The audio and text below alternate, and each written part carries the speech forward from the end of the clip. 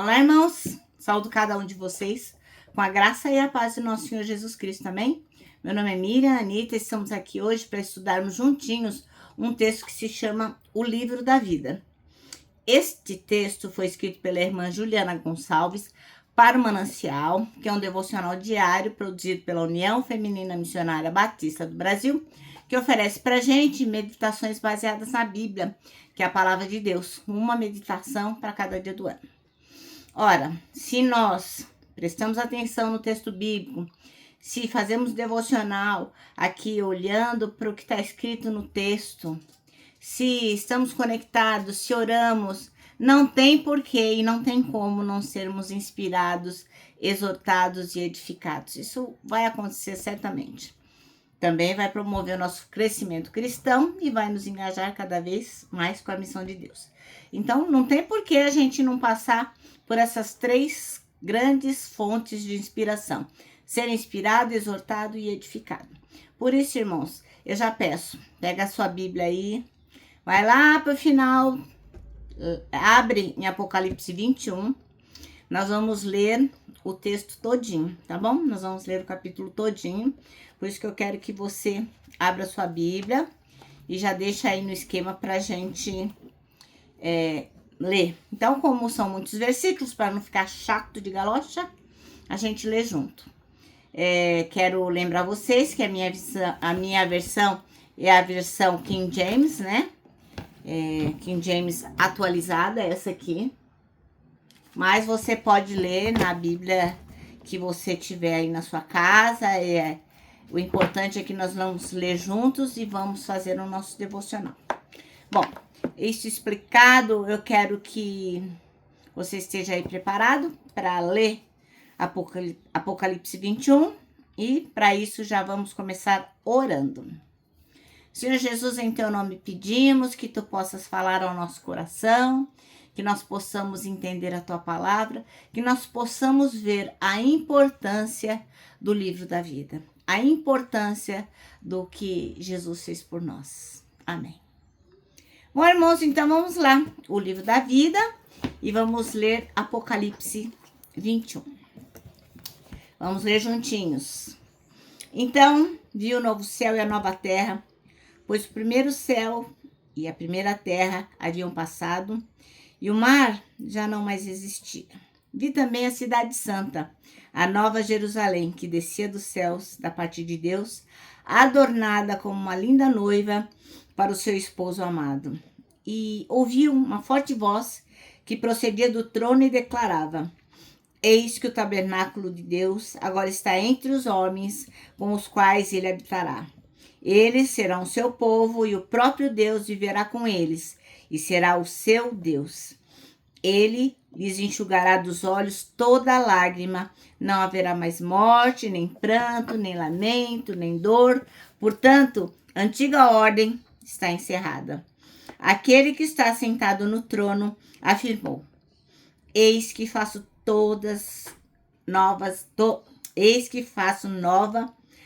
todas as coisas. E acrescentou: escreve isto, pois essas palavras são verdadeiras e absolutamente dignas de confiança. E declarou-me ainda: tudo está realizado. Eu sou o Alfa e o Ômega, o princípio e o fim. A todos quantos tiverem sede, lhes darei de beber graciosamente da fonte da água viva. O vencedor herdará todas essas bênçãos, e eu serei seu Deus, e ele será o meu filho.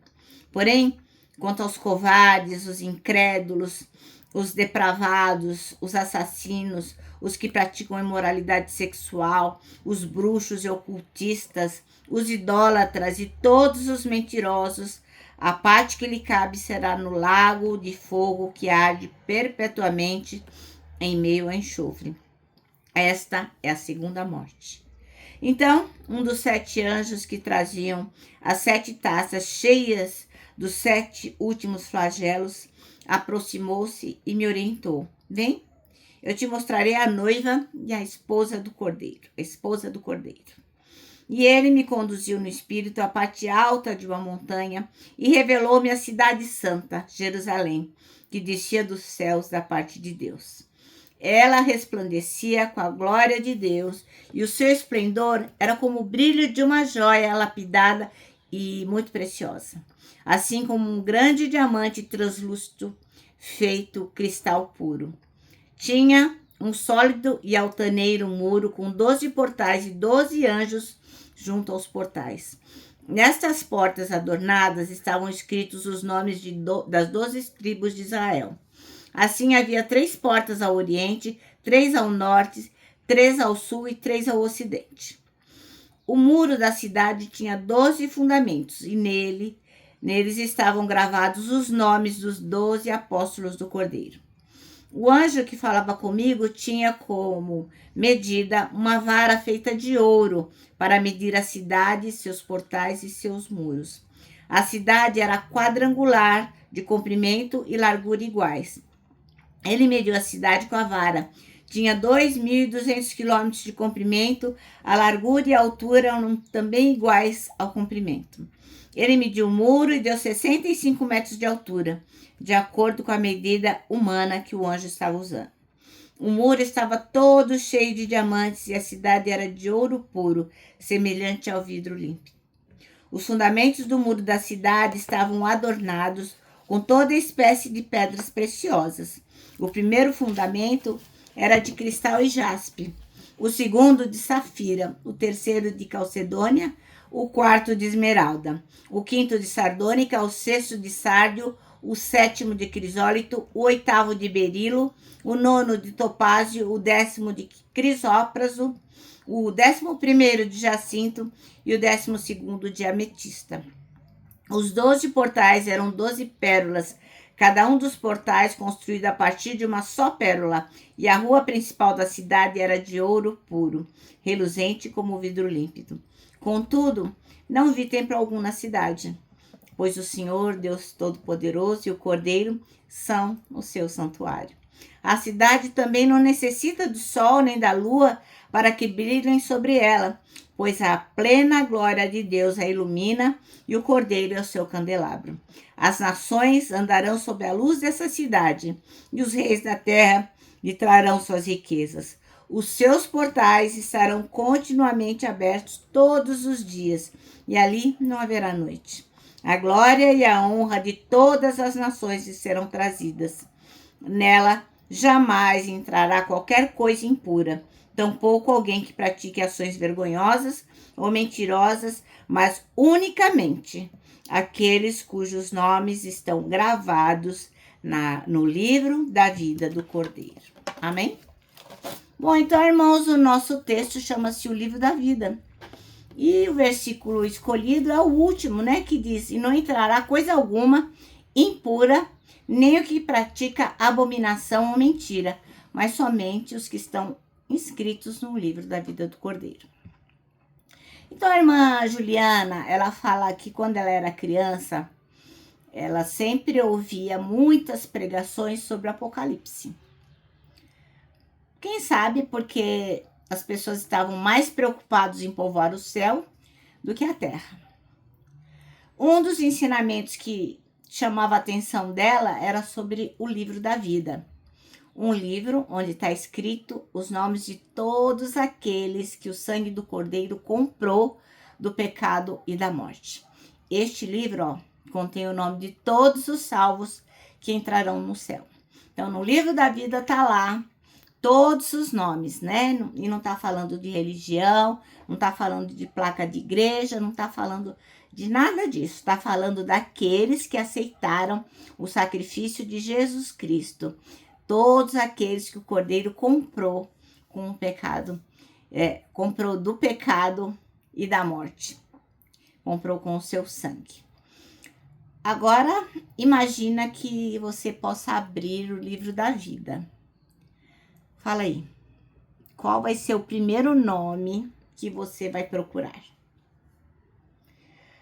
Você tá certo, eu também ia dar uma conferida para ver se o meu nome estava lá.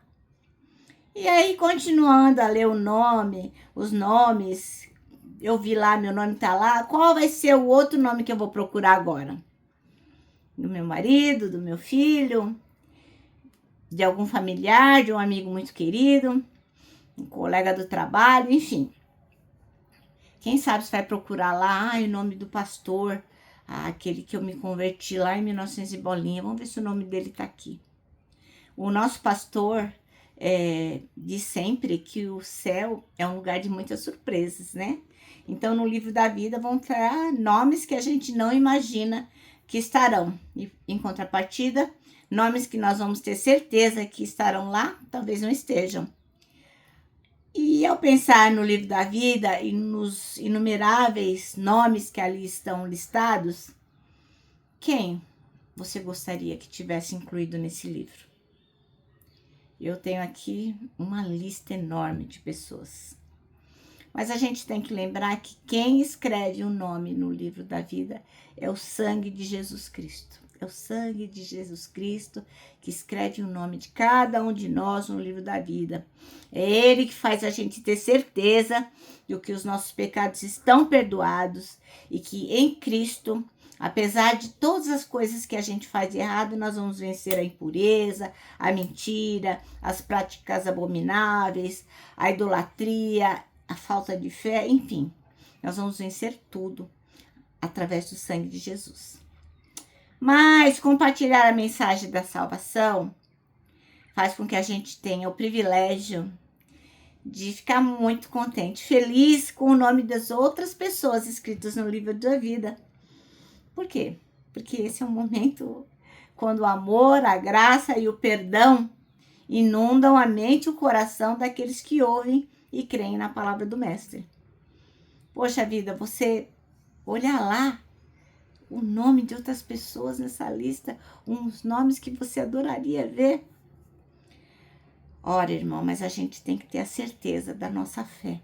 A gente tem que ter certeza de que o nosso nome está escrito nesse livro, no livro da vida. Mas não é só isso que é importante. Nós também temos que trabalhar para o reino, a também ter a oportunidade de que outros ouçam a palavra e também eles possam ter os nomes deles escritos, listados lá no livro da vida e do Cordeiro. E isso é responsabilidade nossa, porque Jesus mandou a gente ir. E é isso que nós temos que fazer. Amém? Bom, nosso manancial termina assim. Senhor Jesus, ajuda-me a compartilhar a sua salvação. Então, irmãos, vamos pensar nisso. Além de nós querermos ter o nosso nome lá, a gente também quer ter o nome de outras pessoas que a gente ama. Então, vamos trabalhar em prol disso. Bom, agora eu vou terminar deixando aqui meu abraço diário de urso. Ó.